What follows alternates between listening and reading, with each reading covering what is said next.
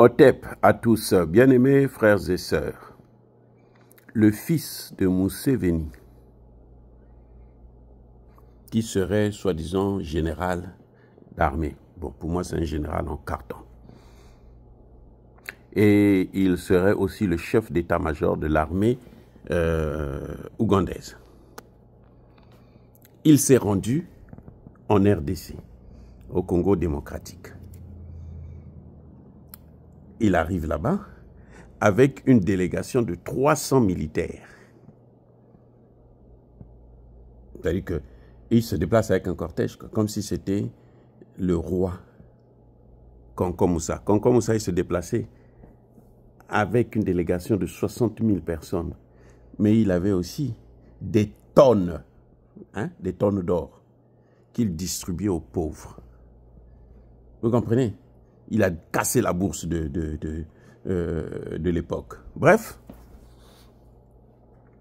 cet idiot, ce voyou, je ne sais pas comment il a fait, il s'est retrouvé face à face avec Tshisekedi.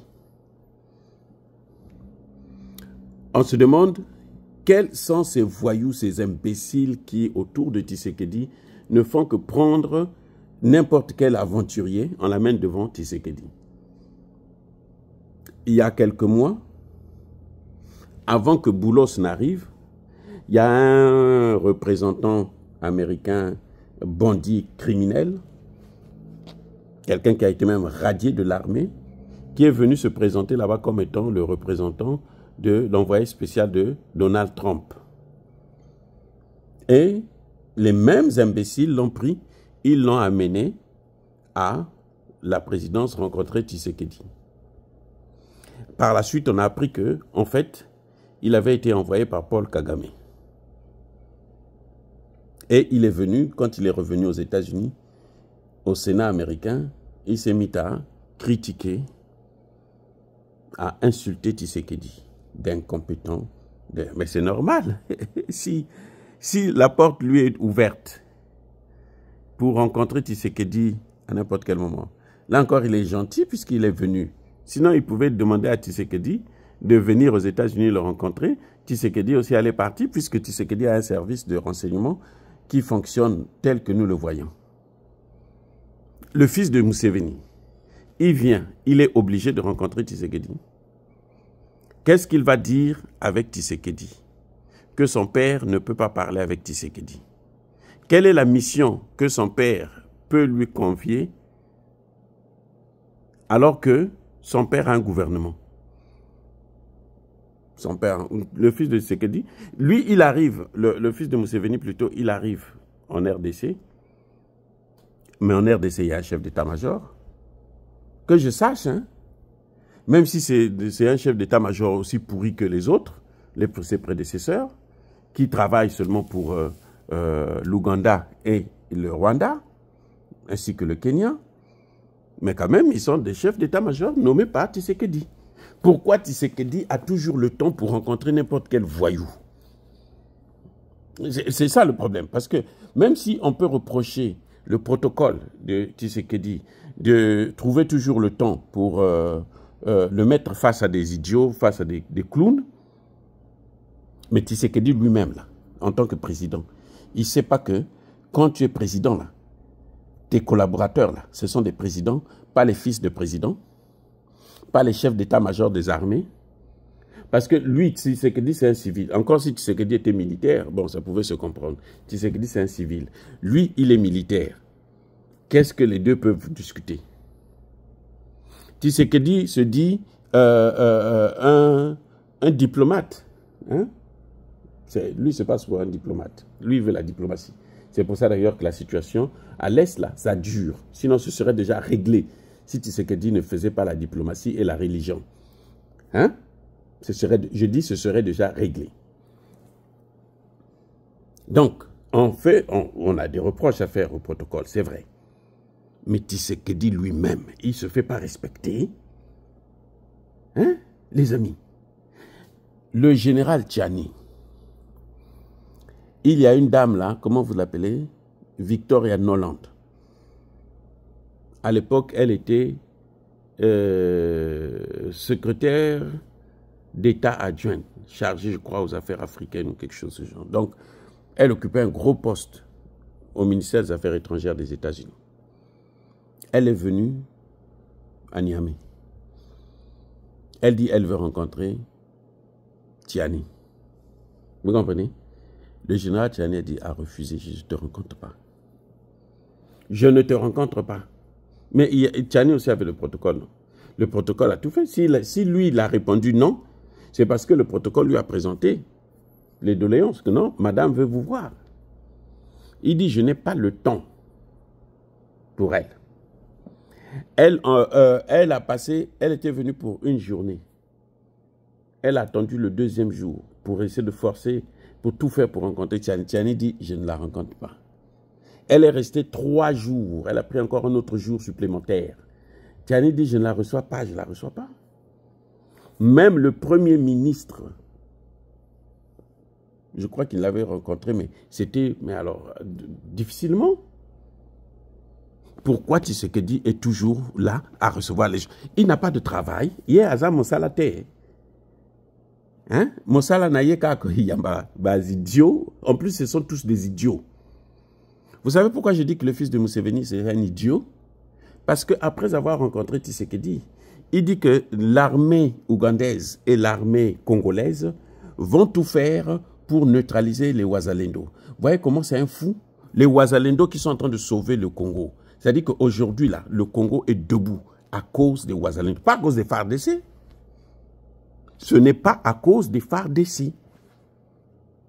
Généraux, colonels et hauts gradés des FARDC, là, tous, au moins à 90%, c'est la pourriture la plus totale. C'est-à-dire que ce n'est pas des soldats. Les Wazalendo affrontent l'armée rwandaise et ils mettent à genoux l'armée rwandaise. Alors qu'ils n'ont pas eu de formation militaire. Ce sont des volontaires qui apprennent à utiliser les armes dans le tas. Lui, il décide, il dit, avec l'armée congolaise, ils vont neutraliser les Wazalendo. Parce que, vous savez quoi? Parce que toutes les tentatives de l'armée ougandaise de prendre l'Ituri, hein, ce sont les Wazalendo qui les ont bloqués. Ils ont tout fait. Les Wazalendo les ont neutralisés. Et beaucoup ont été envoyés au repos éternel. Les Wazalendo que vous entendez. C'est pour ça qu'il est fâché contre eux. Et il vient dire ça à Tshisekedi. Et Tshisekedi le reçoit quand même. Mais Tshisekedi, arrêtez avec ça, monsieur le président. Arrêtez avec ça. Vous n'êtes pas élu pour rencontrer des clowns. Et de toutes les façons, ce n'est pas l'Ouganda qui va développer le pays. Mais vous ne savez, mais attendez, mais Tshisekedi a un problème. Vous ne savez pas que la RDC, là, les problèmes qu'ils ont à l'Est, là, c'est le Rwanda, l'Ouganda et le Kenya d'abord. Les 3 pays là d'abord. Après, on pourra parler du Soudan. Mais c'est d'abord le Rwanda, l'Ouganda et le Kenya. Les 3 là. Ce sont eux que les Américains, les mêmes Américains que Tshisekedi est en train de suer les bottes là. Ce sont eux que les Américains avaient choisi, mandatés pour boycotter toute action de la RDC, pour freiner le développement de la RDC et par là même le développement de l'Afrique centrale et de tout le continent africain. Mais si Tshisekedi ne connaît pas ça, il n'a qu'à chercher des historiens autour de lui. C'est frustrant de toujours voir un président qui commet toujours des erreurs et après on va dire non, c'est son protocole. Quel protocole? Le protocole n'impose pas, le protocole propose. Monsieur le Président, voici ce qui se passe. C'est qui? C'est le fils de Museveni. Mais qu'est-ce qu'il va me dire? Qu'est-ce que j'ai à discuter avec lui? Qu'est-ce que le président de la République peut discuter avec quelqu'un qui se prend toujours la poudre là? Il est toujours dans un état second. Qu'est-ce que le président de la République? Ah, parce que c'est le fils d'un président, donc lui se dit, son fils aussi sera pareil. Mais le fils de Tshisekedi ne se comporte pas comme ce voyou. Le fils de Tshisekedi, d'ailleurs, vous le voyez rarement. Il faut être quelqu'un qui cherche des problèmes pour aller découvrir que Tshisekedi a un fils. Non, monsieur le président, vous devrez vous faire respecter parce que quand vous ne vous faites pas respecter, personne ne respectera tout le Congo. Quand vous avez été humilié là par Macron la dernière fois, ça a frustré tout un continent. Arrêtez de jouer avec ça. Vous avez le pouvoir, vous devrez arrêter de jouer comme ça. Le jour que Macron a humilié la dernière fois Tshisekedi, tout le continent, toute la jeunesse africaine était fâchée contre Macron. Pas contre Tshisekedi, mais contre Macron. Tout, je dis bien tout. C'est parce que vous avez, hein, même certains, comment dirais-je, certains influenceurs congolais sont très sectaires. Eux, ce qui les intéresse, c'est seulement le Congo. Ils ne regardent pas ce qui se passe en Afrique. Mais cette situation avait frustré tout un continent. Ce qui se passe au Congo, là, ça concerne tous les Africains. Ce n'est pas seulement une affaire des Congolais. Donc, quand M. Tshisekedi, vous êtes en train de jouer comme ça, vous êtes en train de jouer avec la vie de tout un continent. Vous n'avez pas vu Lumumba? Lumumba, on vous a dit que Lumumba, c'est un Congolais. Lumumba, c'est une icône africaine.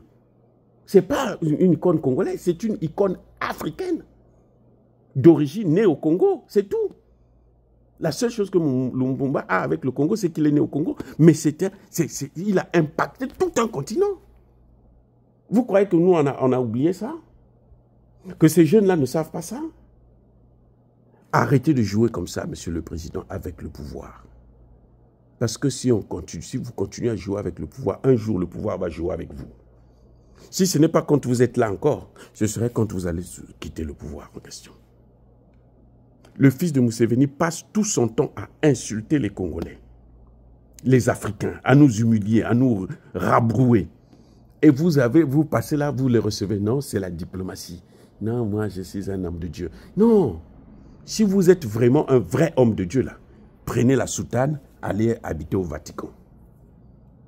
Si vous êtes vraiment un homme de Dieu, si vous croyez vraiment en Dieu, vous voulez faire ce que Dieu vous demande, prenez la soutane, allez-y. Allez-y, enlevez en bongo, prenez sa place. Parce que là, vous allez vraiment servir Dieu. Parce que les mbongos ne servent pas Dieu. Vous allez servir Dieu. On vous a donné la présidence, là. On ne vous a pas donné l'église. La présidence, ce n'est pas une église. C'est un pays. Donc, cet imbécile, cet idiot de fils de Museveni, vient, maintenant, lui, son problème, ce sont les Wazalendo. Lui, son problème, c'est le général Luboya. Il faut qu'on l'arrête, il faut qu'on le tue. Vous avez déjà vu des choses comme ça? Je ne sais pas. Bon, on l'a nommé parce que c'est le fils. Mais sinon, si ce n'est pas la compétence, mais je ne vois pas qu'est-ce qu'il peut faire en tant que chef d'état-major. Qui est-il? Il a quoi? Il n'a rien. Même moi qui ne suis pas militaire, je peux être chef d'état-major et faire mieux que lui. 10 fois mieux que lui. Parce que ce que je veux vous rappeler, un bon chef se reconnaît par le choix de ses collaborateurs. Soyez bénis.